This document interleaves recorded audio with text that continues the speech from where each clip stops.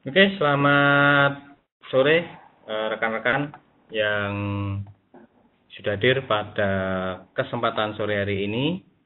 Kembali lagi bersama kami dari forekimf.com dalam acara webinar. Seperti biasa, kalau hari Kamis, kita dari Forex IMF mengadakan webinar dengan topik lebih ke sisi edukasi. Kalau Senin biasanya kita kemarin buat rekan-rekan yang mungkin juga mengikuti webinar kita lebih ke outlook pasar. Pada kesempatan hari ini Kamis tanggal 23 Maret 2017 kita juga mengadakan webinar dengan lebih dititik beratkan nanti dari sisi edukasinya. Seperti biasa, acara webinar kita akan kita selenggarakan kurang lebih selama 1 jam, dari jam 15.00 sampai jam 16.00 waktu Indonesia Barat. Buat rekan terlebih dahulu sudah bisa mendengar suara saya, kita coba tes dulu, sudah bisa mendengar?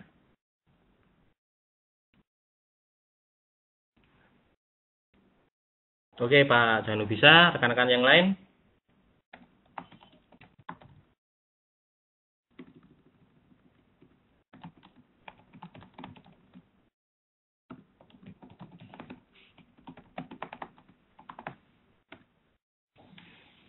Tes, sudah bisa mendengar semuanya? Pak Heri ini yang... Oke Pak Heri, diaktifkan dulu speakernya Pak.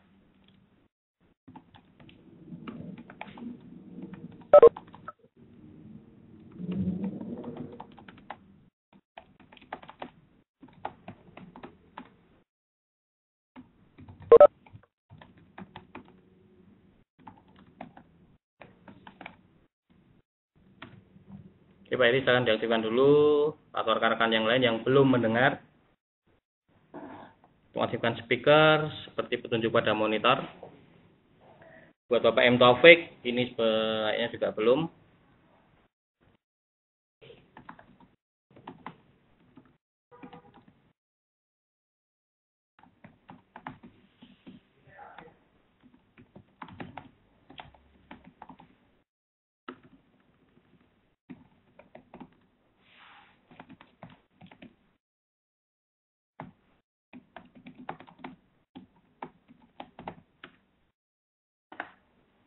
Silakan diaktifkan dulu.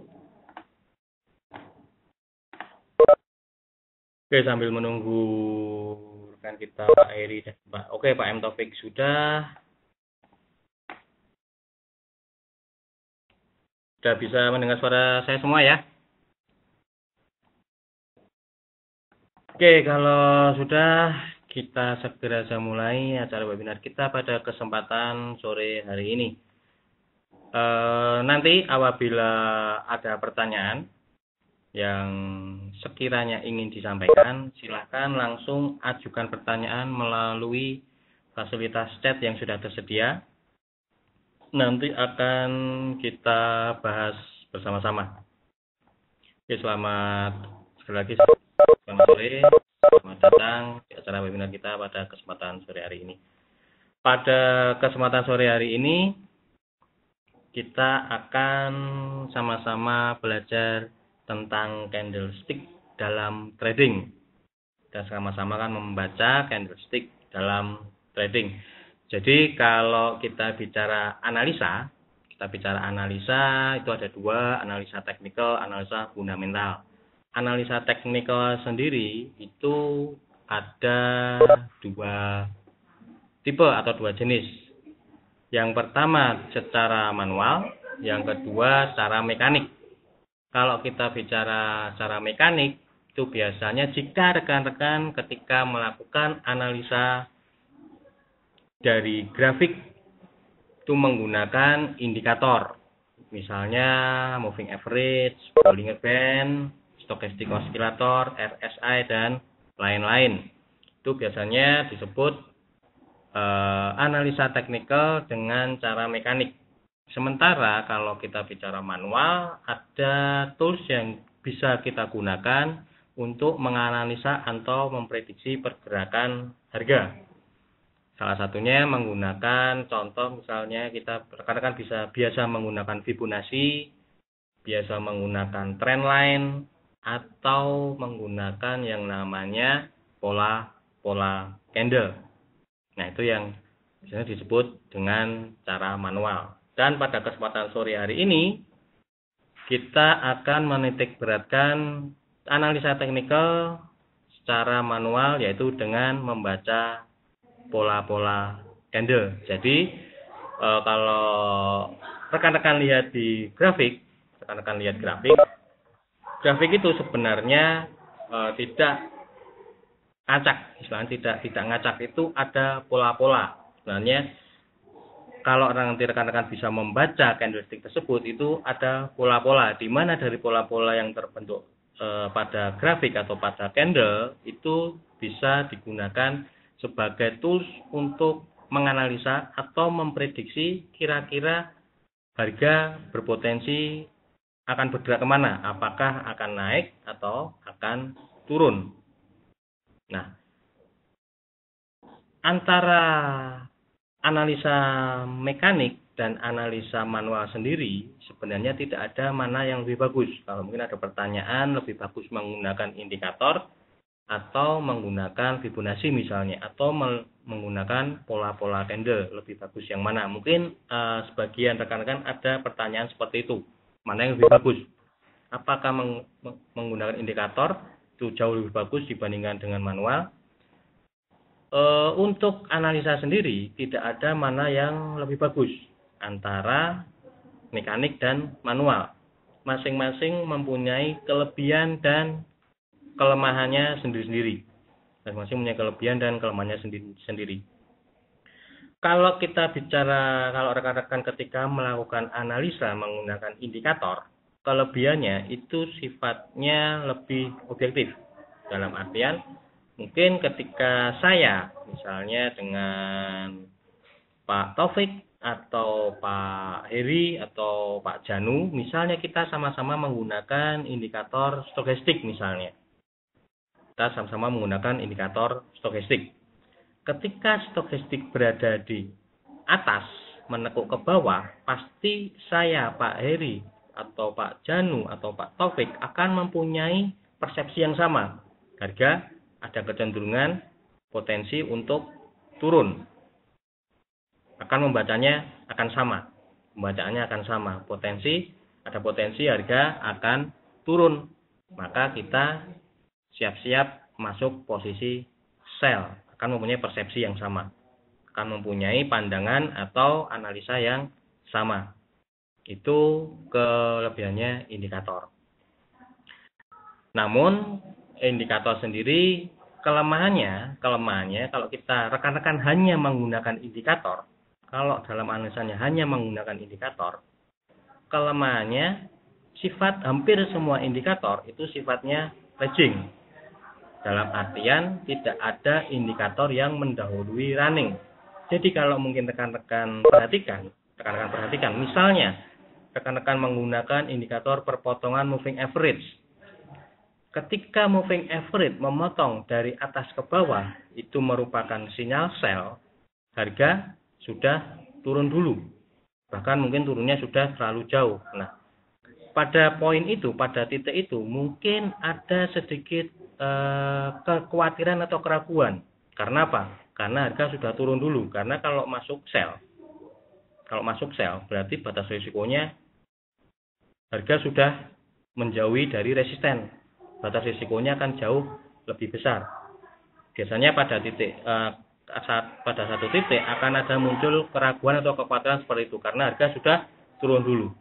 Sama halnya seperti misalnya menggunakan stokastik misalnya. Ketika stokastik menekuk ke bawah berpotongan, biasanya harga sudah bergerak ke bawah dulu.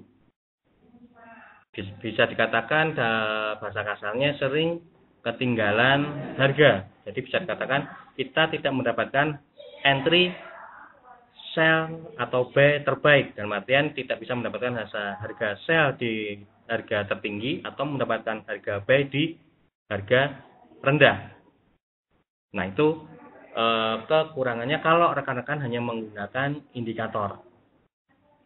Sekali lagi, kelemahannya indikator itu sifatnya lagging, tidak ada indikator yang mendahului running. Biasanya sering terlambat memberikan sinyal ketika sinyal keluar.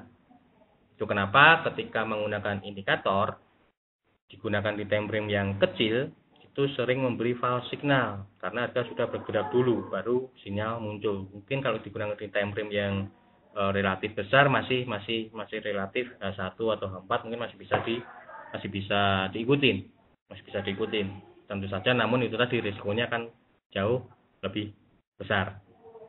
Sementara ketika nanti rekan-rekan melakukan analisa menggunakan manual, misalnya dengan menggunakan Fibo atau menggunakan trendline atau menentukan support resisten seperti itu, atau nanti dengan pola-pola candle, kelebihannya rekan-rekan akan bisa mendapatkan peluang atau level entry itu lebih dini.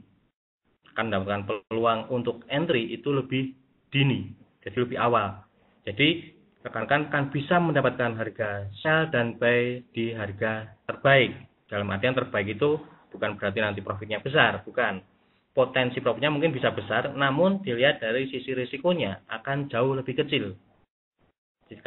Risikonya akan jauh lebih kecil, karena ketika kita bicara manual, itu kita akan secara mudah melihat support resistennya. Support resistennya kan lebih jauh mudah terlihat kalau kita menganalisa secara manual, beda dengan indikator. Kalau indikator kita tentukan support resisten itu agak susah, karena indikator terus bergerak. Nah, itu kelebihannya kalau kita secara manual. Kekurangannya kalau rekan-rekan menggunakan analisa secara manual, kekurangannya atau kelemahannya itu sifatnya subjektif. Tiap-tiap trader, tiap-tiap nasabah, mungkin rekan-rekan yang hadir di sini, misal Pak Edi, Pak Irman, atau Pak Danu, atau Pak Idiana Riu, atau Pak Aris, sama-sama menggunakan contoh misalnya seperti ini.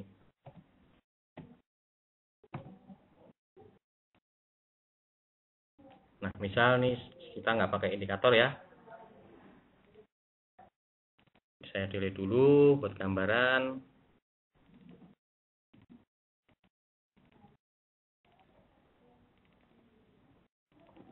Nah, ini saya ingin jelaskan perbedaannya. Contoh, kalau nanti kembali lagi ke pengguna indikator. Kalau rekan-rekan menggunakan perpotongan moving average misalnya, ini ada perpotongan moving average. Ini saya perbesar biar kelihatan. Misalnya ini rekan-rekan hanya ketika menganalisa hanya berdasarkan indikator. Nah, ketika rekan-rekan menggunakan perpotongan moving average, terlihat moving average yang periode kecil memotong moving average periode yang besar, itu sinyal sell. Namun kalau rekan-rekan perhatikan atau rekan-rekan ikuti, ketika ini memotong, itu harga sudah bergerak turun dulu. Dari sini sudah turun sampai sini. Bayangkan tingkat risikonya. Ini ketika ini memotong, harga sudah berada di sini. Rekan-rekan sell-nya di sini, sementara swing high-nya di sini. Swing high-nya di sini, berarti batasan risikonya di sini. Perpotongan terjadi di sini. Rekan-rekan sell di sini sempat dibawa koreksi naik, pasti sudah panik. Karena ke bawah, misalnya sell di sini ketika berpotong sell, kemudian sempat ketarik sampai 400 pip, pasti sudah panik. Sudah langsung mungkin akan berasumsi, waduh, saya salah, saya gagal. Langsung buru-buru cut loss. Meskipun kemudian trennya masih kemudian memang turun lagi. Nah, itu kelemahannya kalau menggunakan indikator. Sering sinyal yang keluar itu mungkin terlambat. Nah, kalau kita bicara secara manual, contoh seperti ini. Misalnya seperti ini.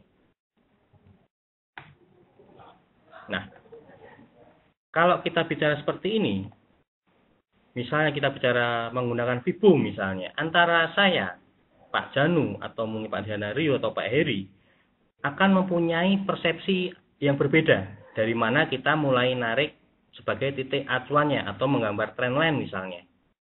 Dari mana sih kita menggunakan acuan kalau menggunakan Fibo misalnya. Mungkin ada yang menariknya dari sini, bisa. Atau mungkin melihat time frame yang lebih besar, nariknya dari sini. Karena ini dianggap konsolidasi. Bisa. Nah, itu kelemahannya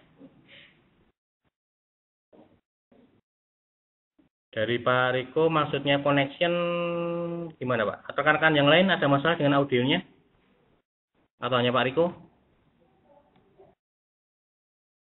Mungkin bisa kasih input. Khawatirnya kalau di sini jaringannya. Rekan-rekan yang lain jelas? Lancar. Oke, Pak Ahmad jelas, Pak Adi jelas. Mungkin dari Pak koneksinya Pak Riko, Pak. Jadi karena rekan-rekan yang lain bisa dengan jelas. Oke, Pak Janu juga jelas, Pak Dudu juga jelas. Semoga Pak Riko mungkin bisa di restart terlebih dahulu. Nanti kita bisa ulangi lagi Pak Riko. Nah, itu kelemahannya kalau kita menggunakan secara manual. Titik acuannya yang kadang sedikit berbeda karena mempunyai pandangan yang berbeda. Mungkin dari antara kalau kita lihat misalnya dari sini ada yang bilang oh trennya masih naik, ada yang bilang sudah mulai tiris misalnya. Bisa terjadi seperti itu. Nah, contoh seperti ini. Ada yang bilang oh ini masih naik karena titik acuannya melihat dari sini, dari low ini. Low ini masih naik, masih swing low-nya masih lebih tinggi dari low sebelumnya. Sementara kalau misalnya Pak Heri misalnya, oh melihatnya turun ini. Karena melihatnya mungkin Pak Heri melihatnya dari sini, acuannya dari sini. Iya, kalau dari sini turun, benar. Sementara misalnya Pak Henario melihat dari sini masih bullish, itu juga nggak salah. Tidak salah. Nah, itu kelemahannya kalau kita, jadi kalau mungkin kita sama-sama menggunakan trendline ya, ada yang noise dari sini, hanya turun. Ada mungkin ada rekan-rekan yang barisnya dari sini, mungkin masih naik. Nah, seperti itu. Nah, itu kekurangannya kalau kita bicara analisa secara manual. Rekan-rekan mengalami dalam keseharian dari trading yang rekan-rekan lakukan. Nah, untuk mengatasi kelemahan masing-masing tersebut, biasanya tipsnya kita bisa mengcombine atau menggabungkan antara indikator dan secara manual. Jadi menggunakan indikator dan manual kita bisa combine. Jadi jangan hanya 100% full indikator misalnya, atau hanya menggunakan trendline seperti itu. Jangan. Tipsnya kita bisa combine antara manual dan indikator.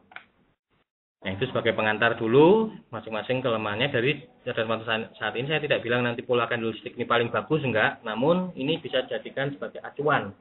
Kelebihannya itu tadi, kelebihannya kalau kita tahu pola-pola candle, kita bisa mendapatkan harga terbaik. Kita bisa tahu, oh ini akan melanjutkan bullishnya, oh ini sudah mulai trennya sudah berakhir dari pola-pola candle, oh ini ada potensi koreksi, oh ini koreksi sudah selesai. Kita bisa tahu dari pola-pola candle, kita bisa tahu lebih awal, Dan juga kelemahannya kalau rekan-rekan menggunakan indikator itu harus selalu di depan laptop. Karena kalau misalnya contoh rekan-rekan menggunakan perpotongan moving average, berarti kan harus menunggu moving average berpotongan. Jangan sampai ketinggalan harga, karena ketika rekan-rekan buka ternyata harga sudah berpotongan, itu namanya peluang sudah hilang. Jadi kelemahannya menggunakan indikator harus meluangkan banyak waktu, harus punya banyak waktu di depan komputer atau di depan laptop untuk mencari konfirmasi indikator memberi sinyal. Sementara kalau menggunakan manual, kita tidak perlu selalu di depan laptop. Kita bisa menggaris, misalnya contoh seperti kalau menggunakan secara manual, misalnya contoh di sini ada, kalau saya tarik garis dulu, misalnya dari sini ke sini. Nah, di sini saya sudah punya trading plan. Kalau ini break, saya akan sell. Kalau sampai ini break, saya akan buy. Ini batas resikonya saya di sini. Jadi saya akan sell, tunggu ini break. Ini nggak perlu saya tunggu, saya bisa pasang pending order pada saat ini juga. Misalnya di bawah support ini, saya akan sell di bawah support ini, atau pasang buy di atas resisten ini. Target sekian, itu sudah bisa ukur di awal. Kalau kita secara manual, kelebihannya itu, kita tidak harus di depan laptop. Udah, saya pasang seperti ini, tembus ini saya sell, tembus ini saya buy. Saya sudah punya trading plan, saya bisa pasang pending order. Saya pasang TP-nya, saya pasang stop loss-nya, saya bisa tinggal. Itu kelebihannya. Tapi kalau menggunakan indikator misalnya dengan osilator atau moving average misalnya atau stokastik misalnya harus kita tunggu. Harus kita tunggu misalnya terjadi benar-benar perpotongan dari bawah ke atas, ini harus kita tunggu untuk mencari sinyal ini.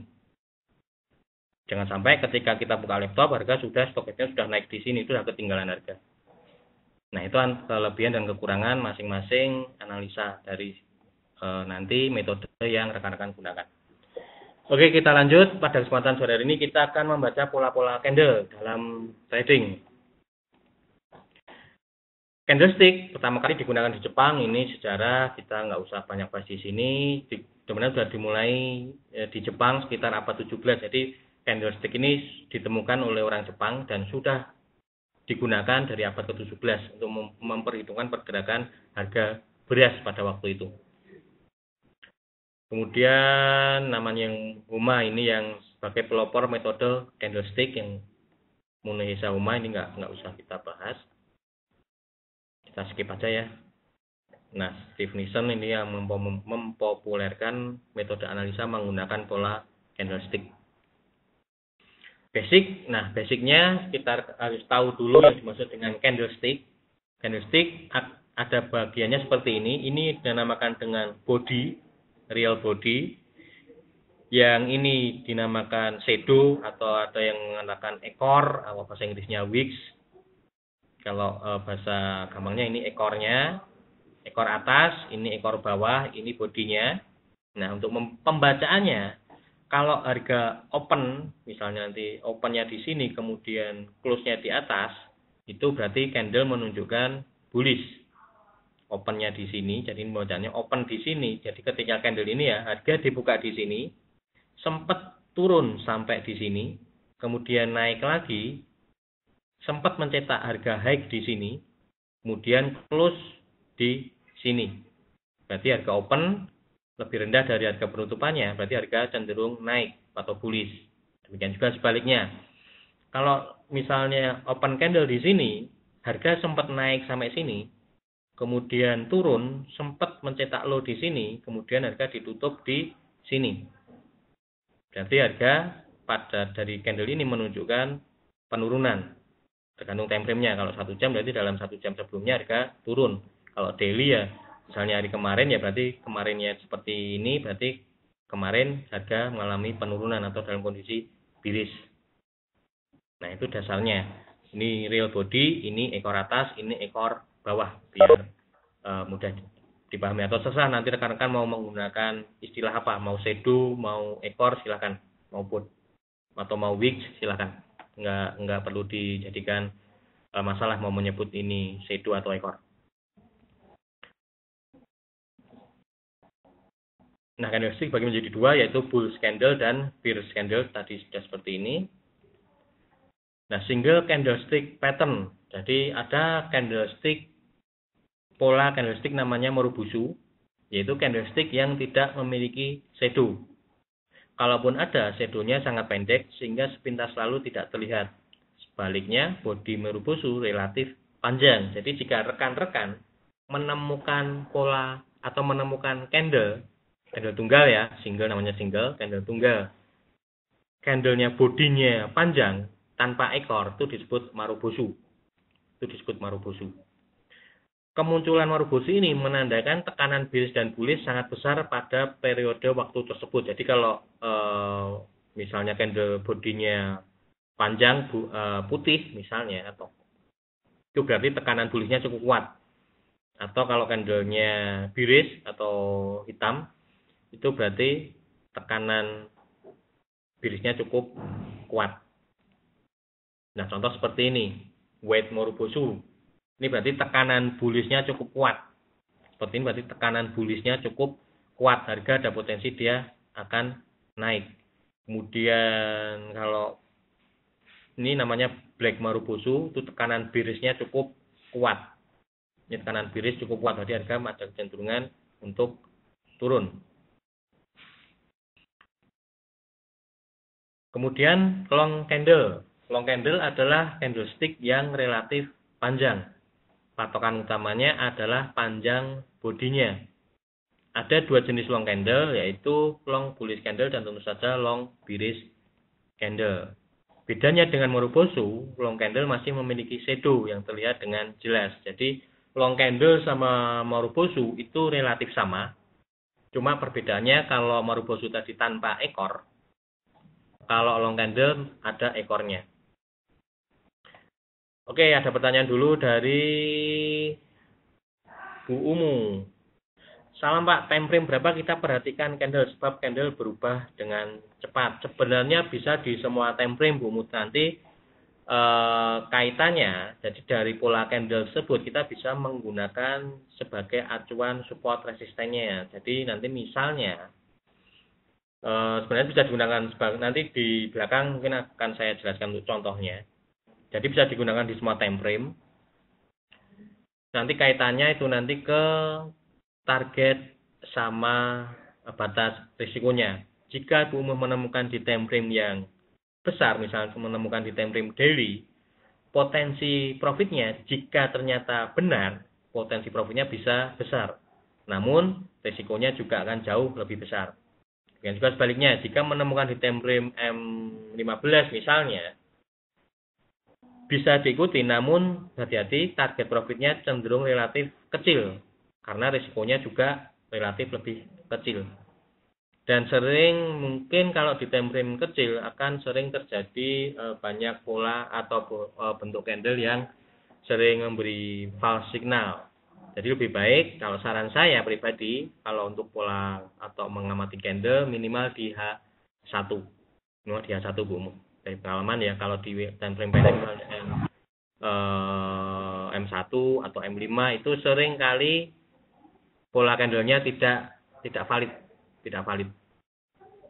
Jadi minimal dari pengalaman saya di H1. H1 untuk mengamati atau menemukan atau mencari nanti pola-pola candlenya. Meskipun secara umum, secara dasar, secara teorinya bisa digunakan di semua time frame. Seperti itu, Bu.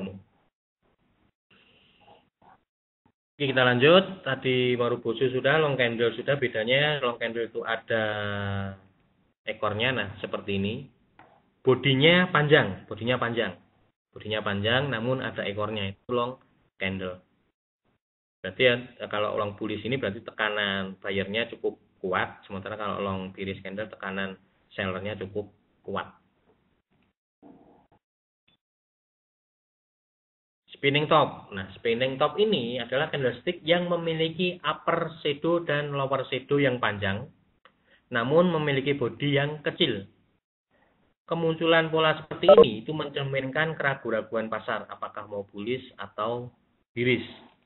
Spinning top. Jadi contohnya seperti ini. Sekiranya ekornya panjang itu berarti contoh seperti ini. Kalau ekornya panjang itu contoh seperti ini. Harga sempat dibawa naik, buyer sempat dominan, namun kemudian sellernya masih kembali menekan. Jadi sellernya kembali menekan, harga kembali jatuh. Dan juga dari sini misalnya harga sellernya sempat menekan ke bawah, namun dari sini ditahan oleh buyer, harga kembali ke atas. Jadi ada kejadian antara, bisa dikatakan tarik menarik yang cukup kuat antara seller dan buyer. Ini pengembangannya spinning top seperti ini. Nah, ini namanya spinning top. Ini hati-hati kalau kondisi menemukan seperti ini, market ragu-ragu. Apakah biasanya terjadi ketika market mengalami konsolidasi. Jika upper dan lower tailnya tidak sama panjang, masih valid. Bisa dikatakan panjangnya ini nggak harus sama, namun sekilas nanti akan bisa terlihat secara visual ekornya relatif sangat panjang. Kalau bisa panjangnya emang relatif harus sama ya, jangan misalnya panjangnya ini sekian kemudian ekor bawahnya hanya sekian. Kalau nanti ekornya pendek itu beda lagi namanya. Kalau ekornya pendek nanti beda lagi namanya. Tapi relatif sama, spinning top ini relatif sama antara ekor atas dan ekor bawah karena tarik-tarikannya cukup kuat, bodinya relatif kecil. Itu namanya spinning top. Kemudian doji. Nah, doji juga merupakan sebenarnya pola netral, meskipun pada satu kasus Maksudnya kita perhatikan body atau ekornya dari ibumu. Perhatikan body sama ekornya. Spinning top, bodinya harus kecil, sementara ekornya harus panjang. Nggak bisa lebih panjang tuh biasanya lebih valid spinning topnya. Perhatikan body sama ekornya bumu. Body sama ekornya. Bisa mungkin bodinya relatif kecil. Kalau dari Bu Ucin, kalau salah satu up low-nya panjang berarti ada tekanan bullish dan bearish. Betul. Jadi kalau misalnya ekor atasnya panjang itu sempat ada tekanan bullish, kemudian kembali tertekan karena sellernya masih cukup dominan, kembali ditekan. Demikian untuk penggambarannya. Oke, kembali lagi untuk doji. Doji juga merupakan sebenarnya pola netral. Kalau menemukan doji di tengah-tengah, hati-hati. Itu merupakan pola netral. Jadi doji ini sebenarnya pola netral, namun pada satu kasus, doji ini juga bisa jadikan sinyal pembalikan harga. Nah, dibutuhkan konfirmasi candlestick berikutnya biasanya, agar kita bisa memperkirakan arah pasar selanjutnya. Bentuk doji ini mirip spinning top, hanya saja tidak memiliki body. Karena harga open sama dengan harga close-nya. Atau bodinya relatif sangat kecil, sepintas sulit terlihat. Nah, jadi doji sama spinning top itu hampir sama. Namun doji, harga open dan close-nya relatif sama, jadi terlihat seperti garis. Ada 4 doji, ini long ledge doji itu jika ekornya panjang seperti ini. Kemudian dragonfly doji, jadi hanya ekor bawahnya yang panjang. Gravestone doji, ekor atasnya yang panjang, nggak ada ekor bawah. For price doji ini hanya harga open sama close, harga high sama low-nya sama. Ini biasanya kalau market sedang tutup, tapi ini jarang. For price doji ini jarang terjadi. Biasanya yang sering terjadi long ledge doji, dragonfly atau gravestone doji masih bisa ditemukan. Tapi kalau for price doji ini jarang. Karena market kan terus bergerak, relatif terus bergerak ya. Pasti akan mencetak harga high, harga belum, kecuali kalau hari libur.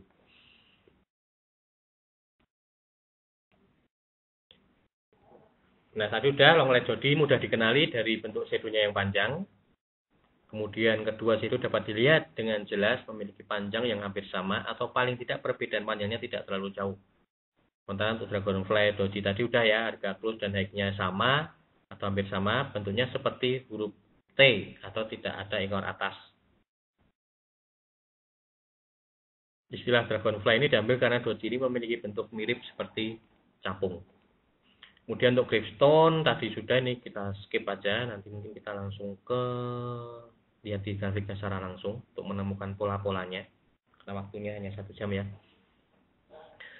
Ini hanya penggambarannya, yang penting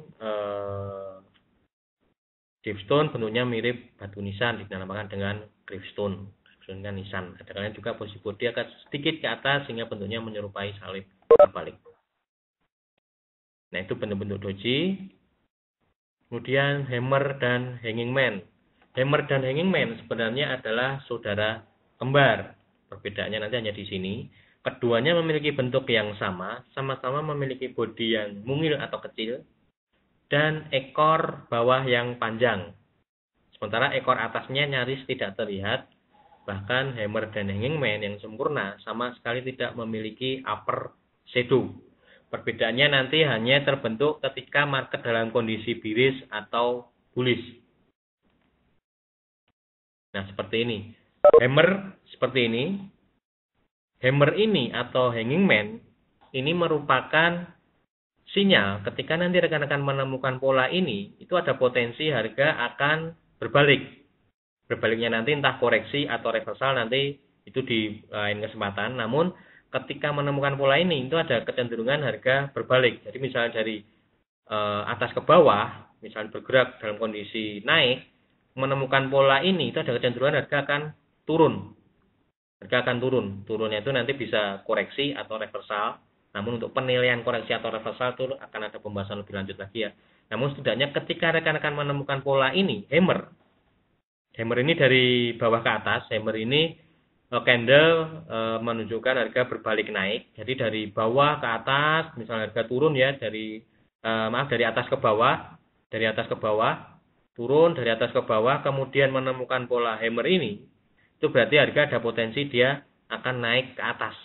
Ada potensi harga akan naik ke atas. Rekan-rekan bisa open buy, open candle berikutnya bisa open buy.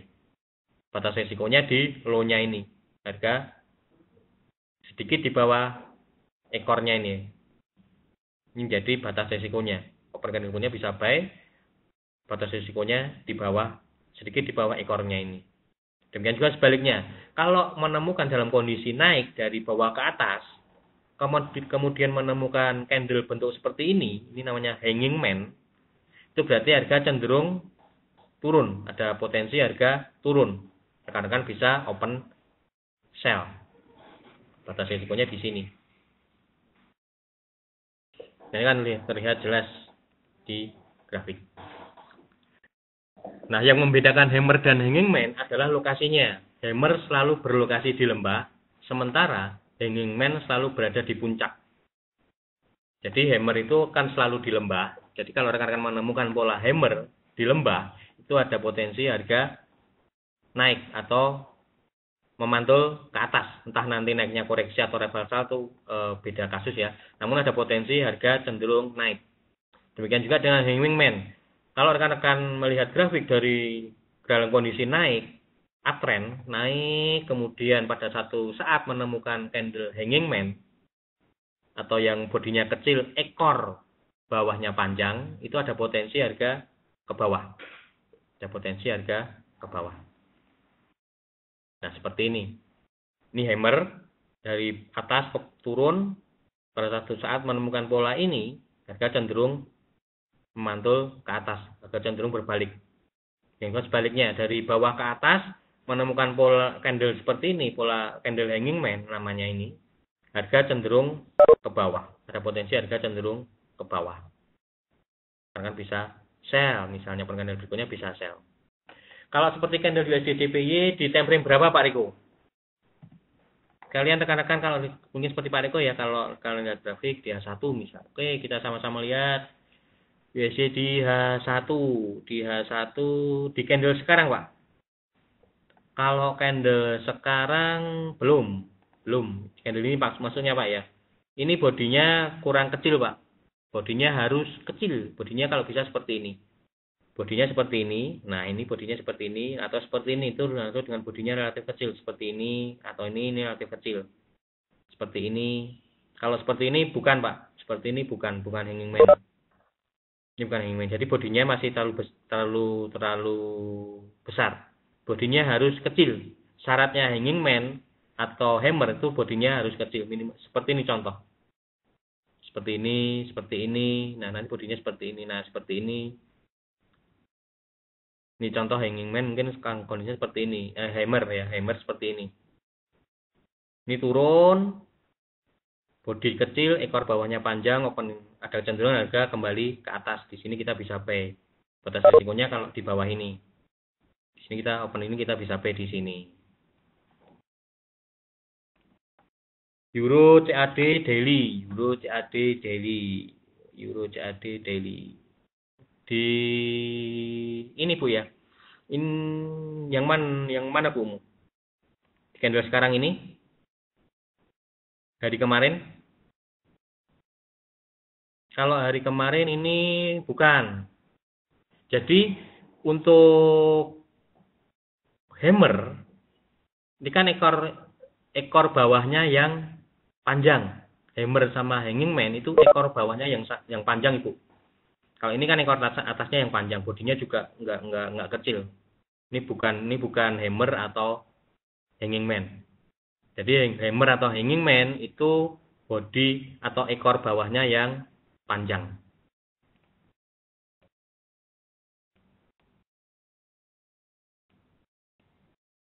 Nah, contoh seperti ini.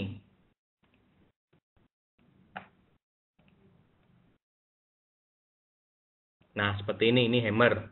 Bodinya relatif kecil, yang hampir sama dengan doji ya, hampir mirip dengan doji. Ekor bawahnya panjang. Bisa kalau ini nggak ada ekor atasnya itu kan jauh lebih bagus. Kalau nggak ada ekor atasnya itu kan jauh lebih bagus. Hampir sama dengan shooting star, Pak. Hampir sama dengan shooting star. Jadi kalau seperti ini ada ekornya, ini ada, sebenarnya bisa dikatakan hammer. Kalau hammer itu nggak ada ekor atasnya. Hampir sama dengan shooting star, cuma perbedaan di ekor atasnya.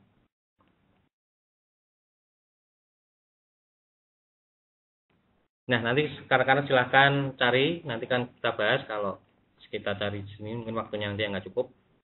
Nah, itu perbedaannya.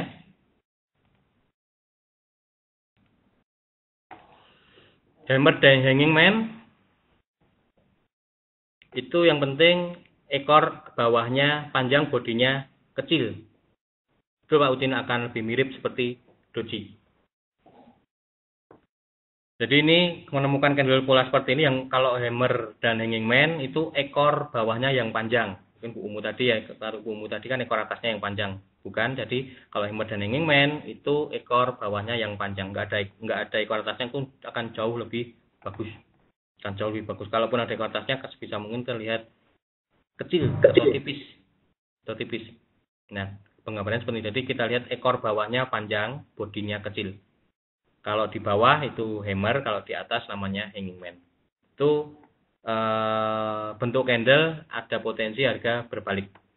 Ada potensi harga berbalik. Entah berbaliknya itu koreksi atau reversal, itu di lain, mungkin akan jadi tema yang lain nanti. Menentukan koreksi atau reversal. Nah, ini inverted hammer dan shooting star. Inverted hammer dan shooting star juga saudara kembar. Bentuk mereka mirip dengan hammer, hanging man yang terbalik. Keduanya memiliki bodi yang kecil dan upper shadow yang memiliki panjang sekitar 1,5 hingga 3 kali panjang bodinya. Lower shadow nyaris tidak terlihat, bahkan bentuk yang sempurna tidak memiliki lower shadow sama sekali. Nah, seperti ini. Ini inverted hammer dan shooting star. Inverted hammer, shooting star. Tadi inverted hammer sama shooting star, ekor atasnya yang panjang. Kalau tadi hammer dan hanging man itu ekor bawahnya yang panjang. Kalau inverted hammer dan shooting star itu ekor atasnya yang panjang, bodinya kecil. Ini juga penggambaran ini seperti ini, juga sinyal harga cenderung berbalik. Disebut inverted hammer jika letaknya berada di lembah. Inverted hammer berada di lembah, sedangkan jika berada di puncak disebut shooting star. Nah, seperti ini. Jadi kalau dari atas ke bawah turun, tadi kan ada pola hammer. Kalau pola hammer itu ekor bawahnya yang panjang tanpa ekor atas, atau ekor atas relatif kecil kalaupun ada. Itu disebut hammer. Terus juga sinyal harga memantul naik. Nah, inverted hammer kebalikannya. Kalau tadi hammer itu ekor bawahnya yang panjang, kalau inverted hammer itu ekor atasnya yang panjang. Ini juga sinyal harga memantul ke atas. Dengan juga dengan shooting star. Shooting star tadi berarti berkebalikan dengan hanging man. Kalau hanging man tadi dari atas ke bawah, lalu menemukan bentuk candle di mana bodinya kecil, ekor bawahnya panjang, itu berarti hanging man. Itu cenderung harga ke bawah. Shooting star juga sama. Shooting star juga sama. Jadi dari bawah ke atas menemukan bentuk candle seperti ini, bodinya kecil, ekor atasnya panjang, harga cenderung memantul ke bawah. Harga cenderung berbalik ke bawah. Itu namanya shooting star, ini inverted hammer. Nah, itu antara inverted hammer dan shooting star. Selain candle dengan yang berdiri sendiri atau single candle, juga ada pola candle yang dibentuk dari dua candle. Yang pertama engulfing pattern, jadi seperti ini. Kalau tadi single candle, ini dua candle. Yang pertama engulfing itu ada dua, yaitu bullish engulfing dan bearish engulfing. Bullish engulfing yaitu misalnya dari atas ke bawah. Jika nanti rekan-rekan menemukan dua candle bentuknya seperti ini dari atas ke bawah, kemudian bentuk candle seperti ini, bullish engulfing itu candle yang bearish ini, bodinya itu tercover oleh candle yang bullish. Jadi bodinya ini ada di dalam candle bullish. Ada di dalam candle yang bullish ini. Jadi bodinya ini, body candle yang bullish ini, yang kedua ini ya, itu bodinya itu lebih panjang dibanding candle yang sebelumnya ini atau candle bullish ini. Jadi tercover sepenuhnya seperti ini itu kan jauh lebih bagus. Jadi high-nya ini juga ke cover high-nya ini, high-nya yang candle bullish, low-nya candle yang bearish ini juga ke cover low-nya candle yang bullish. Bodinya juga ke cover, close-nya ini lebih tinggi dari harga open-nya ini. Kemudian harga open-nya ini lebih rendah dari harga close-nya ini. Jadi biar nggak susah, pokoknya kalau bodinya ini ke cover oleh bodinya yang candle bullish, itu bullish engulfing namanya. Itu juga sinyal berbalik atau reversal. Pak, kita nak kira ada body atau ekor. Untuk bullish ini lihat bodinya Ibu. Untuk dua candle ini kita lihat bodinya. Bullish engulfing ya, kita lihat bodinya. Body bearish ini cover atau tertutupi oleh candle yang bullish. Lihat bodinya, bullish engulfing. Dengan juga kebalikannya, ini bearish engulfing. Kalau bearish engulfing, body candle yang bullish ini tertutup oleh body candle bearishnya. Nah ini kan bodinya relatif kecil, tertutup oleh candle yang hitam ini. Panjang bodinya, yang jadi biasanya dimatokan bodinya Bu. Namun kalau sebisa mungkin ekornya ke cover itu akan jauh lebih valid, akan jauh lebih confirm. Namun yang biasanya perhatikan bodinya aja. Selama bodinya tercover itu bisa. Euro CAD di time frame berapa Pak Riko?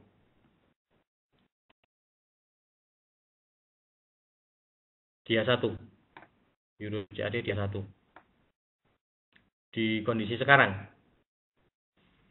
Kondisi sekarang bukan Pak. Belum. Ini maksudnya Pak ya.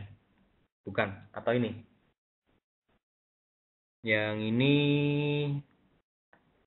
ini kalau kita Pak Riko perbesar, ini harga low-nya masih lebih rendah. Akan bagus kalau nanti sebentar kita cari sama-sama ya. Mungkin di seperti ini sebentar simbol.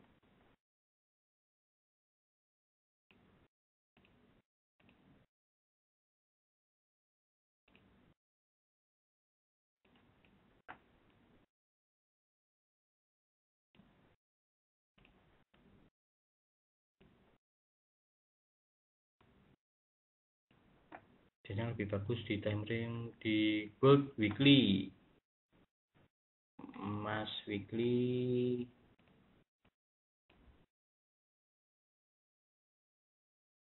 mungkin yang kalau contohnya yang ini bearish engulfing. Nah ini bearish engulfing, bodinya bullish ini tertutup oleh body yang bearish ini. Ini bearish engulfing. Ada potensi dia emas turun. Ada potensi emas turun. Kalau bisa pas di puncak. Kalau bisa pas di puncaknya seperti ini. Kondisi puncak seperti ini. Akan lebih valid lagi pas di puncak seperti ini. Kalau misalnya terbentuk di sini kan masih ini saat koreksi. Ini masih saya katakan masih 50-50 ya. Tapi kalau di puncak seperti ini, misalnya nggak terlihat swing head sebelumnya, ini akan jauh lebih valid.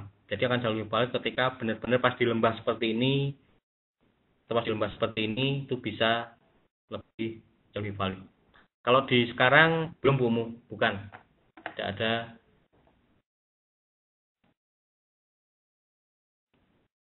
Oke, ada pertanyaan dari untuk bullish engulfing kan harus 2 candle. Benar Pak Iman, harus 2 candle. CS terakhir tentu maksudnya CSO candlestick ya.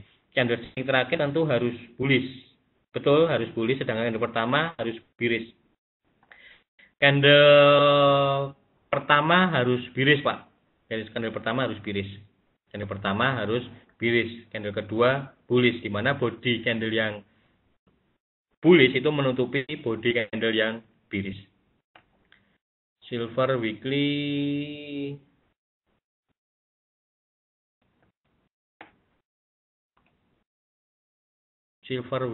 bukan Bu, nggak ada. Kalau sekarang weekly sekarang nggak ada. Nggak ada pola bullish atau bearish engulfing. Ada.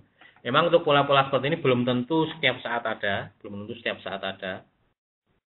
Memang rekan-rekan harus pintar-pintar mencari di semua pair, di semua time frame harus benar dicari. Gold 1, emas.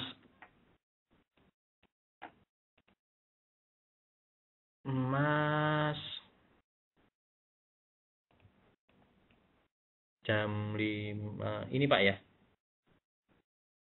Ini bisa dikatakan hammer, namun kalau saya bilang ekornya kurang panjang dan tidak terbentuk di lembah, Pak. Tidak terbentuk di lembah. Kalau kita perhatikan harga di tengah-tengah ini, terbentuk di tengah-tengah. Akan lebih valid lagi kalau misalnya terbentuknya di sini, misalnya. Nah, seperti ini. Nah, ini hammer nih.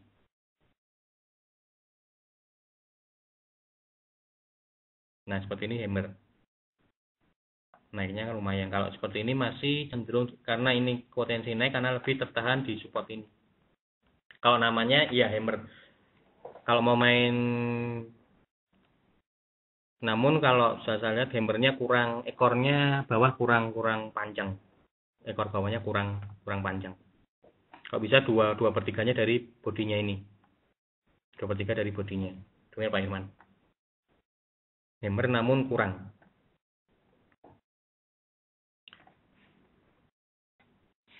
Dari Pak Ucin, apakah yang lebih valid kita menemukan pola bullish engulfing pada saat harga sudah over bullish engulfing? Pada saat harga bullish engulfing kan potensi harga bullish. Kalau sudah oversold harusnya Pak Ucin, harus oversold. Kalau overbook berarti kan di atas, itu hati-hati. Harus dalam keadaan, kalau dikombinasikan dengan indikator stokastik misalnya atau kejenuhan, harus di area oversold. Bu susah ya candle pattern. Kan susah mungkin karena belum terbiasa. Namun nanti ketika Bu terbiasa melihat seperti ini, jangan dihafalkan namanya, bentuknya saja, nanti akan mudah. Menggunakan candle untuk entry ya open candle berikutnya aja Pak. Contoh misalnya seperti ini tadi. Misalnya ini ada ada candle hammer. Open candle berikutnya di sini, Pak Irwan bisa buy. Resikonya di bawah low-nya ini, bawah low-nya candle ini. Ini menjadi batas resikonya.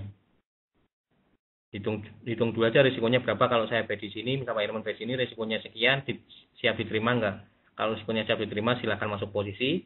Kalau resikonya terlalu besar, jangan paksakan masuk posisi. Nanti open candle berikutnya bisa langsung masuk posisi. Batas resiko di high low-nya. Kapan harus keluar? Gunakan aja risk and reward 1:1 Pak. Perhatikan aja risikonya. Kalau risikonya sekiranya diukur dari sini sekitar kurang lebih 200 pip ya, berarti targetnya minimal juga sama, minimal 200 pip. Cara paling mudah seperti itu.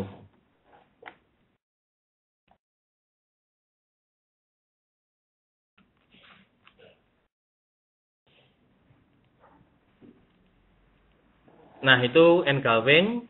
Lalu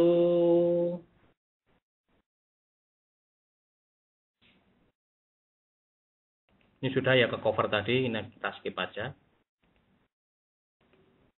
Teorinya kalau kita baca nanti rekan-rekan malah bisa bingung sendiri nanti. Yang penting polanya saja, menemukan polanya. Bearish engulfing, panjang bearish candlestick lebih besar dari panjang bullish candlestick sebelumnya. Harga low lebih kecil harga low bullish candlestick sebelumnya. Jadi harga low itu akan lebih bagus juga jika lebih rendah. Namun bukan keharusan. Nah, berikutnya kalau tadi bullish, sekarang harami. Pola ini kan kebalikan dari engulfing, hanya saja pada harami candlestick yang muncul lebih kecil daripada candlestick sebelumnya.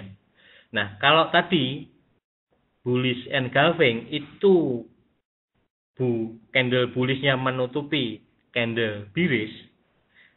Kalau harami itu kebalikannya. Kalau harami itu candle bullishnya ini bodinya relatif kecil, tercover oleh candle yang bearish ini. Itu juga sinyal harga cenderung ke atas, itu bullish harami. Bearish harami kebalikannya juga.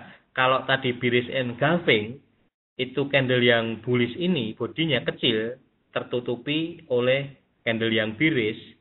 Kalau bearish harami kebalikannya, candle yang bearish ini bodinya tertutupi oleh candle yang bullish. Itu juga sinyal harga cenderung ke bawah. Nah, ini bullish harami, ini bearish harami. Sebenarnya kalau kita bicara pola-pola candle itu banyak sekali. Sekali lagi nggak perlu dihafalkan. Nggak perlu dihafalkan apa yang saya sampaikan di sini yang biasanya sering terjadi. Setelah ini masih banyak pola-pola candle yang lain, masih banyak. Tapi biasanya itu bullish engulfing, harami itu yang sering terjadi. Shooting star, hammer, hanging man itu yang sering terjadi. Nah, ini kita skip aja, yang penting bentuknya saja kita kenali. Kemudian dark cloud cover. Nah, dark cloud cover seperti ini. Ini jarang, ini kita skip aja, ini jarang terbentuk ya. Ini jarang terbentuk karena kalau rekan-rekan menemukan candle seperti contohnya penggambaran, kalau menemukan candle bearish, kemudian candle berikutnya ini bullish, low opennya di bawah, opennya ini di bawah candle close penutupan sebelumnya, ini persing line, itu harga juga potensinya ke atas. Dengan sebaliknya, jika ada cloud cover, perhatikan ini. Nah, ini ada candle bullish, opennya ini itu lebih tinggi dari harga penutupan candle sebelumnya. Ini dinamakan dengan dark cloud cover.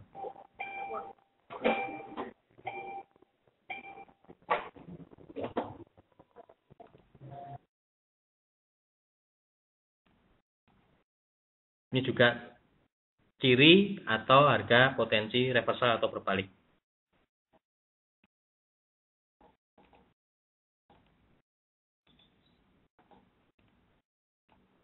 Nah, persing line terjadi di lembah. Kalau persing line terjadi di lembah, kemudian kebalikannya dark cloud cover terjadi di puncak. Syaratnya persing line harga low candle bullish lebih rendah daripada harga low candle bearish sebelumnya. Jadi harga low-nya itu lebih rendah dari harga low candle bearish sebelumnya. Kemudian harga close-nya lebih tinggi daripada harga close candle bearish sebelumnya. Kemudian panjang bodinya minimal setengahnya panjang body candlestick bearish sebelumnya. Jadi minimal panjangnya setengah. Indikator untuk pengesahan candle pattern sebenarnya ada, namun kalau dicari banyak untuk candle untuk mencari mengenali pola-pola candle ini. Ada Bu Mu, tapi saya lupa, nanti mungkin Bu Mu bisa chatting setelah webinar ini. Kita akan untuk indikatornya ada yang mengenali, namun itu tadi nggak semua pola terkenali. Kemudian dark clover terjadi di puncak merupakan pola bearish. Jadi dari atas ke bawah, kalau menemukan pola dark cloud cover ini cenderung harga kembali ke bawah. Penggambarannya seperti tadi ya. Kalau ada candle bullish, kemudian candle berikutnya candle bearish, opennya itu lebih tinggi dari closingnya. Kemudian harga close candlestick bearish lebih rendah daripada harga close candlestick bullish sebelumnya. Itu namanya dark cloud cover. Twister ini jarang, kita skip aja. Twister ini kalau pola seperti ini jarang. Bisa katakan ini double bottom ya. Double bottom sama double top itu sama. Ini jarang. Yang umum-umum aja yang akan saya sampaikan. Kemudian triple, morning star. Nah, ini morning star itu juga sering terjadi. Morning star seperti ini.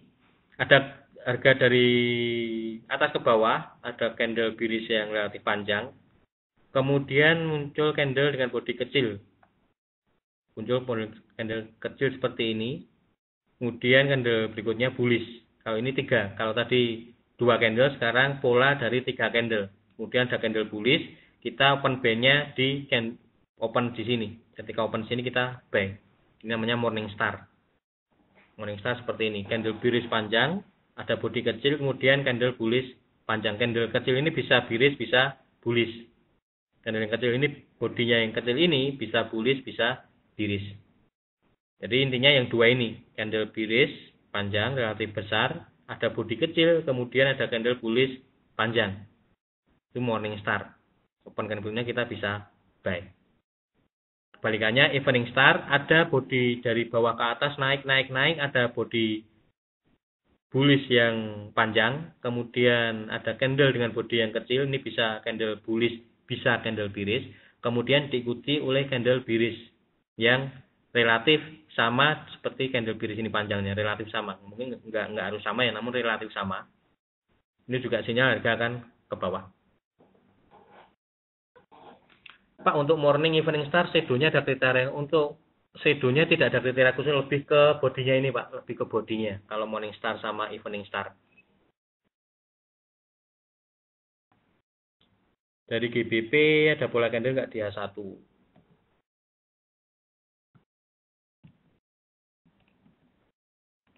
GBP di H1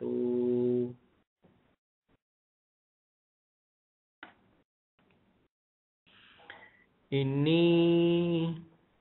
bukan bearish engulfing Pak, bukan. Karena kalau bisa sih ekornya yang bearish ini lebih panjang dari ekor yang bullish ini. Ini bodinya juga belum tercover. Jadi ekornya ini harus lebih, ekor yang bearish ini lebih panjang dari ekor yang bullish. Itu kan jauh lebih valid.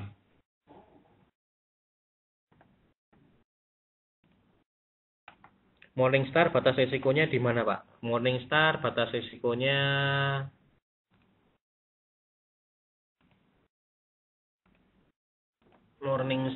batas resikonya di low-nya ini Pak, low candle yang kedua ini, yang tengah ini. Sedikit di bawah. Kalau sampai low-nya ini pecah, itu berarti batas resikonya. Jadi kalau misalnya kita buy di sini turun selama ini belum pecah, itu masih dianggap valid. Dan juga dengan evening star, batas resikonya kalau di sini sell, batas resikonya di atas high candle yang tengah ini. Itu berarti batas resikonya. Berarti kalau sampai ini ternyata sell, ternyata naik, ini pecah, berarti analisanya gagal atau salah. Harus segera diantisipasi. Itu Morningstar, evening star, ini keterangannya kita skip aja, yang penting bodinya aja. Ingat, yang penting rekan-rekan kenali aja pola bentuk-bentuknya seperti apa. Nggak perlu untuk penjelasan seperti ini, nanti bisa dibaca di kemudian hari. Yang penting pola bentuk-bentuknya aja.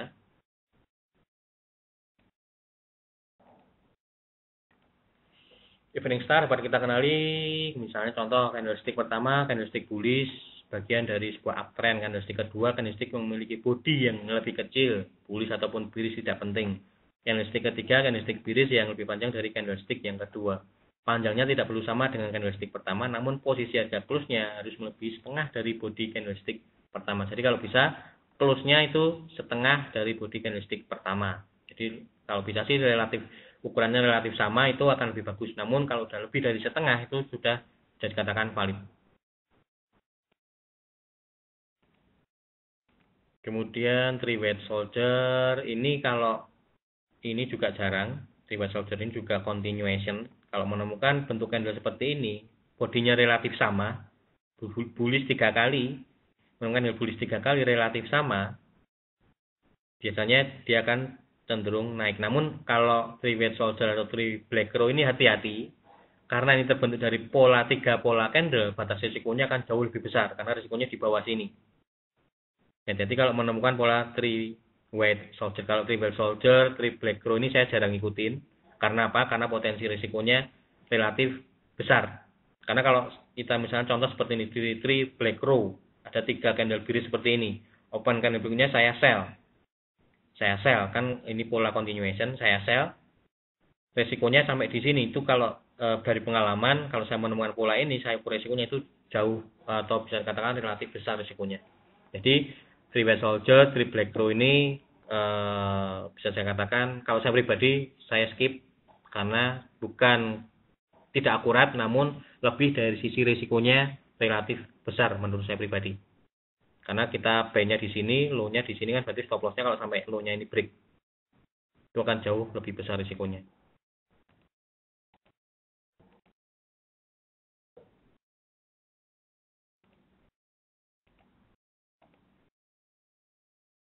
Nah, ini masih three way soldier, kita baca ini bisa dikatakan hati-hati kalau menemukan pola ini, kalau diikutin risikonya akan jauh lebih besar.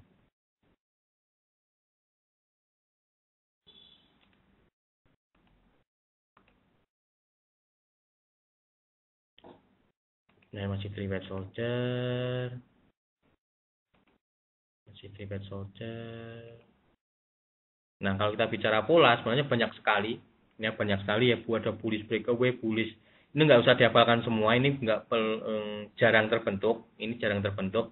Yang mudah, yang sering kali ditemui yang tadi ya, bullish engulfing, bearish engulfing, harami, inverted hammer, shooting star, hanging man, hammer itu mudah terjadi atau mudah ditemui. Kalau pola-pola yang ini sangat jarang, nggak usah dihafalkan. Ini sangat jarang terbentuk. Nah, ini bearish candle juga banyak sekali. Jadi kalau kita bicara pola candle, itu banyak sekali macamnya. Saya juga sendiri juga nggak hafal semuanya ini. Saya nggak hafal ini, bentuk-bentuknya saya juga nggak hafal. Itu tadi, saya hanya mempelajari yang sering kali kita temui. Yang saya sampaikan di awal tadi. Harami, engulfing, double top, double bottom, itu yang sering kali mudah dikenali. Biasanya sih saya hanya dari yang single sama yang double. Kalau yang triple candle saya jarang. Kenapa? Bukan karena saya tidak mencari, tapi kalau menggunakan 3 candlestick polanya itu biasanya batas resikonya akan jauh relatif lebih besar. Itu saja sih kalau dari saya pribadi. Jadi saya lebih prefer ke single candle sama 2 candle. Kalau 3 candle saya jarang. Lebih sering ke 1 candle atau 2 candle untuk mencari pola-pola candle ya. Untuk mencari pola-pola candle saya hanya melihat dari pola candle yang single sama 2. Kalau triple saya jarang. Triple saya jarang karena itu tadi risikonya yang jauh lebih besar ketika mau entry posisi. Oke, sampai sini ada yang ingin ditanyakan atau disampaikan? Coba kita lihat peluang yang ada. Mungkin rekan-rekan menemukan pola-pola, kita sharing bersama-sama. Kalau rekan-rekan perhatikan, saya sempat lihat ada potensi di sini. Tapi untuk jangka panjang ya.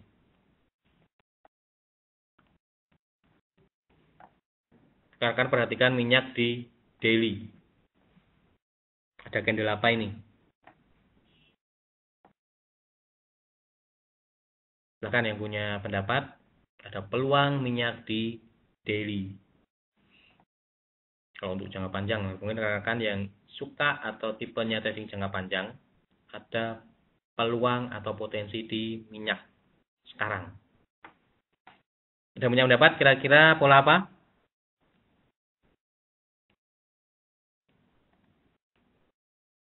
Doji, Gravestone, Doji, Pak James benar, bisa katakan Doji, Dragonfly, Gravestone. Kalau Dragonfly bisa dikatakan nggak ada ekor atasnya.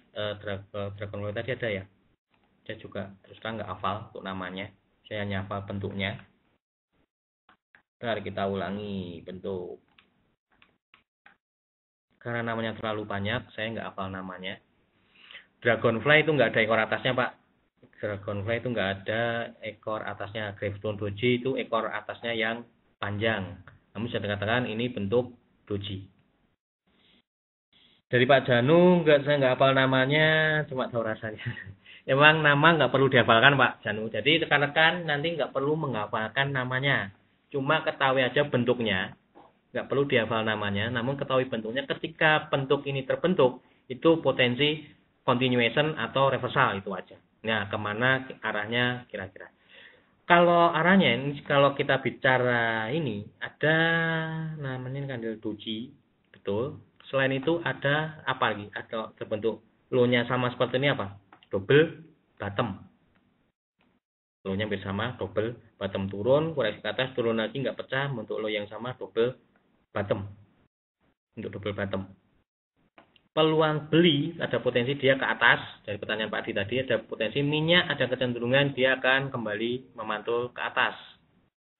Batas risikonya, namun hati-hati karena ini jangka panjang, risikonya kalau sampai ini pecah 100 kurang lebih 129 atau 130-an, kalau sedikit di bawah ya. Rekan-rekan buy, risikonya kalau sampai berarti low-nya ini pecah. Low-nya di 4707, bulatkan saja di 4700 pecah. Kalau sampai 4700 pecah itu berarti batas risikonya. Peluang beli bisa diambil. Ada pola doji, ada pola double bottom terbentuk di minyak di daily. Itu peluang yang bisa saya sampaikan sekalian. Atau rekan-rekan ada menemukan sinyal yang lain? Kalau pakai buy sell stop mantap, bisa Pak pakai buy sell stop bisa. Mungkin kalau di minyak ingin cari peluangnya di time frame yang kecil, kan kita lihat peluangnya potensi memantul di daily. Kita lihat untuk cari entry-nya mungkin kita lihat di H1 misalnya. Nah, di H1 ini ada potensi dia koreksi dulu. Ada potensi koreksi dulu. Pakai aja Wibo, ukur dari sini ke sini. Nah, bisa cari sinyal buy nanti di area sini. Pertama bisa buy di kalau sampai ini pecah, 4840 ini pecah, atau tunggu di area ini untuk minyak. Tunggu minyak masuk area ini. Antara 4750 sampai 4780-an. Itu bisa cari peluang buy nanti. Jadi tunggu resistennya ini pecah, atau kalau ke bawah dulu tunggu masuk area sini. Batas risikonya di sini kalau 4700 pecah.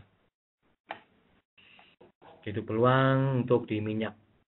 Oke, sampai sini ada yang tanyakan? Sudah jam 4 lebih ternyata.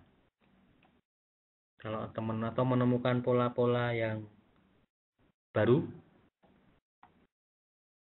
rekan-rekan ketika webinar ini juga menemukan ini manfaatnya pola, seperti enaknya kita tahu pola tanpa kita menggunakan indikator. Kita bisa tahu lebih awal. Contoh seperti ini. Kalau rekan-rekan perhatikan di kiwi kemarin, dia satu. Ini ada pola apa ini? High-nya relatif sama.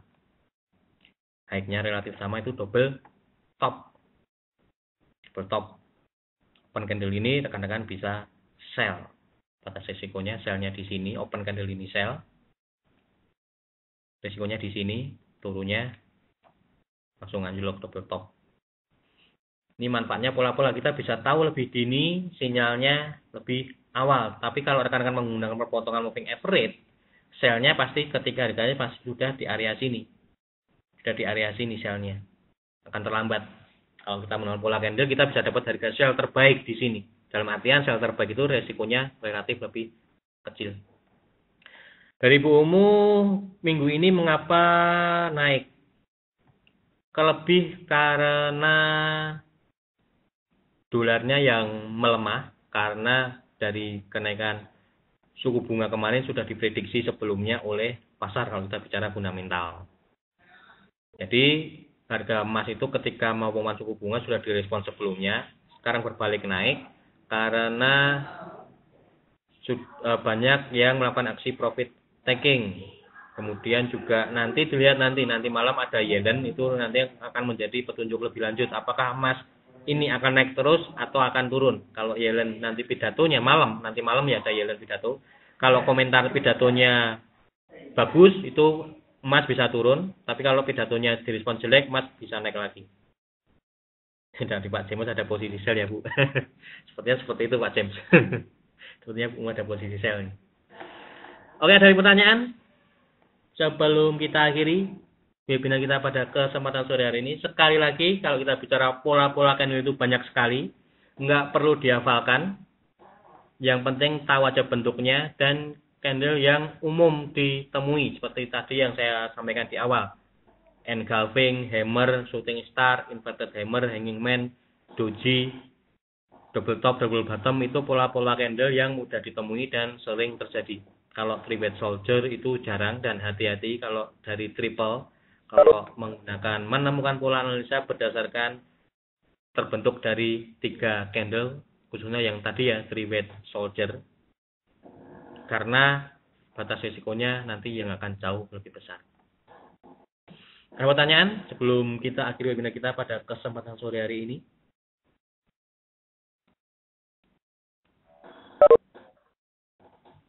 Oke, dari Pak Janur, salam buat Pak Eko. Oke Pak, nanti akan saya sampaikan. Ada peluang turun di emas kalau di emas, bentar Ibu, khusus buat Bu Umu. Ada potensi turun kalau sampai 1244 ini pecah, Bu, support di 1244 ini pecah. Perhatikan aja di sini. Untuk pergerakan saat ini di emas, kunci pergerakannya di sini. Kalau ini nanti naik 5 ya sampai 50-an nggak pecah, kemudian ini nanti kembali turun, support ini pecah, ada potensi emas koreksi ke bawah. Tapi hati-hati kalau sampai resisten ini pecah, karena kalau sampai ini nanti nggak pecah, naik misalnya sampai high-nya sampai di sini, taruhlah high-nya sampai di sini kira-kira. Kalau kira-kira emasnya nanti high-nya emang cuma sampai di sini, itu ada namanya, ada polanya, namun ini nggak pada kesempatan hari ini dibahas ya. Nanti ini ada namanya. Misalnya high-nya hanya sampai di sini. Mentok di 1250 misalnya. Itu ada namanya pola head and shoulder. Head and shoulder terbentuk, konfirmasinya tunggu support ini pecah. Di 1244 ini pecah. Kalau 1244 ini pecah atau ada potensi emas akan turun. Namun hati-hati kalau sampai resisten ini pecah. Kalau resisten ini pecah, berarti emas ada potensi naik lagi ke sini. Di 1260-an. Bisa naik sampai 1260-an kalau sampai satu resisten ini pecah. Kuncinya pergerakan emas saat ini di situ Bu, level yang harus diperhatikan. Support ini pecah, ada potensi pola head and shoulder terbentuk, ada cenderung emas berbalik turun. Namun jika sampai resisten ini pecah, berarti emas akan melanjutkan tekanan bullish-nya akan menguji sampai ke 1260-an. Demikian Ibu. Oke, mungkin itu yang bisa saya sampaikan pada kesempatan sore hari ini. Semoga apa yang saya sampaikan bisa bermanfaat, bisa menambah pengetahuan rekan-rekan yang hadir pada kesempatan sore hari ini. Saya mohon maaf apabila ada kata yang kurang berkenan, dan semoga trading rekan-rekan bisa mendapatkan profit seperti yang diinginkan. Amin ya rabbal alamin. Oke, selamat sore dan salam profit. Ketemu lagi dengan kami di webinar-webinar kita berikutnya. Selamat sore.